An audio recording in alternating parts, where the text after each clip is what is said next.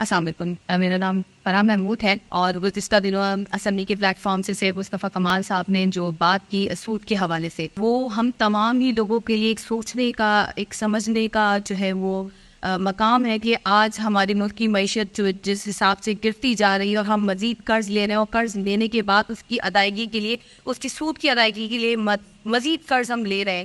تو آج جو ہمارا اس دور میں، اس وقت میں جو معیشت کے حالات ہیں، اس کو بہتر کرنے کے لیے ہمیں اپنے ملک میں یہ نظام رائج کرنا پڑے گا. چونکہ مصطفیٰ کمال وہ واحد بندے ہیں جنہوں نے 75 سال کی اس تاریخ میں اسمبلی کے پلیٹ فارم سے بابا دوہل یہ بات کی کہ آپ جو ہے سودی نظام کا خاتمہ کریں، کیونکہ قرآن اور حدیث سے بھی جو ہے موجود ہے کہ آپ سود کھانے والا جو ہے وہ اللہ اس کے رسول سے جنگ کر رہا ہے.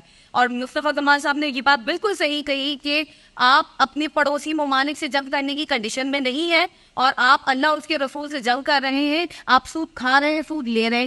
گو کہ سپریم کورٹ سے ایک کنوکشن موجود ہے کہ آپ اس نظام کے بارے میں فی الفور کچھ کریں. 5 سال کا عرصہ دیا گیا ہے، ڈائریکشنز موجود ہے، لیکن 2 سال گزرنے کے باوجود بھی اس پہ کوئی کارروائی نہیں ہے. ہمارا جو بینکنگ سسٹم ہے وہ اس چیز کو بتاتا تو ہے کہ یہ سود سے نظام پاک ہے، اسلامک بینکنگ یہ سب، لیکن یہ منافقت ہے. یہ منافقت کہیں تو ختم ہونی چاہیے.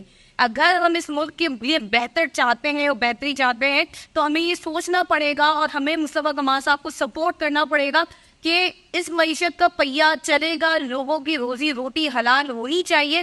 سودی نظام کو ختم کرے، کیونکہ یہ مارک اپ جب غریب لوگ قرض کے لیے بھی جاتے ہیں تو یہ جو مارک اپ کی صورت میں ہمیں بھی دینا پڑتا ہے، وہ مجبوری سے ہی لیکن دیتے ہیں. تو یہ ایک سے دوسرے کو، دوسرے سے تیسرے کو جو ہے وہ مرض کی طرح پھیلتا جا رہا ہے اور ہمارا نظام جو ہے وہ اس طرح نہیں چل سکتا.